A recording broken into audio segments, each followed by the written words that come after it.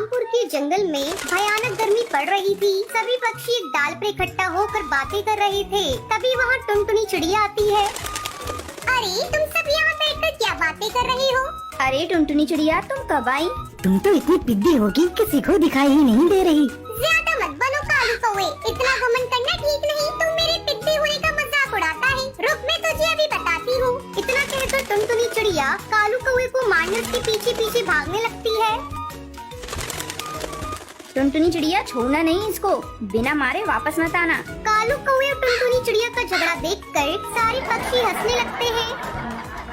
गुस्से में कालू कौवा वहाँ से अपने घर आ जाता है और घर आकर गुस्से में कहता है, आज मेरे ऊपर सारे पक्षी हंस रहे थे। मैं इन सबको सबक सिखा कर रहूँगा। मैं इनके साथ वो करूँगा जो इन्होंने सपने में भी नहीं सोचा होगा। कालू कौवा सोचने लगता है कि ऐसा वो क्या करे जिससे पक्षी कभी भूले नहीं। वो टेबल पर पड़ी कैंची उठा लेता है और वहाँ से चल देता है। वो चुपचाप टुनटुनी चिड़िया के घर जाता है। उस समय टुनटुनी चिड़िया आराम से सो रही थी।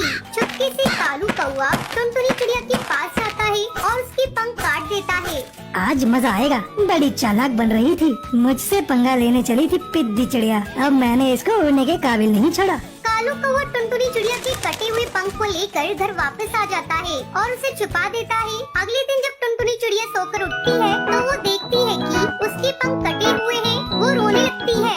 ये क्या, कल रात तो मेरे पंख सही सलामत थे। सोते समय किसी ने मेरे पंख को काट लिया। अब मैं क्या करूं? ऐसी हालत में उड़ भी नहीं सकती। उसी रात कालू कौवा हरी तोते के भी घर जाता है और उसके भी पंख काट डालता है। इस तरह कालू कौवा एक एक करके उन सभी पक्षियों के पंख काट डालता है जो उस पर हंस रहे थे। बड़े चले थे मेरी हंसी उड़ाने। इनका पंख काटकर मैंने इनकी सारी हेगड़ी निकाल दी। इनके कटे पंख देखकर मेरा कलेजा ठंडा हो गया। वहीं दूसरी तरफ पूरे जंगल में हड़कंप मच जाता है। अरे टोनी चिड़िया, तूने कुछ सुना? कल रात किसी ने पक्षियों के पंख काट डाले। हाँ बबली कबूतरी, ऐसी खबर तो मैंने भी सुनी है। ऐसा लगता है कोई इन पक्षियों से बदला ले रहा है। खैर छोड़ो, हमें इन पक्षियों की चलकर मदद करनी चाहिए। बेचारे बिना पंख के उड़ भी नहीं सकते। चलो चलकर इन पक्षियों के भोजन की व्यवस्था करते हैं। ऐसा कहकर टोनी चिड़िया और बबली कबूतरी टुनटुनी चिड़िया के घर जाती है। अरे टुनटुनी चिड़िया, तुम्हारी ये हालत कैसे हो गई? हमें बड़ा कष्ट हो रहा है। ये लो भोजन, इसे तुम खा लो। टोनी चिड़िया, पता नहीं मुझसे किसकी क्या दुश्मनी थी, किसने मेरे पंख काट दिए। तुम चिंता मत करो टुनटुनी, कुछ दिनों की बात है, फिर तुम्हारे नए पंख आ जाएंगे।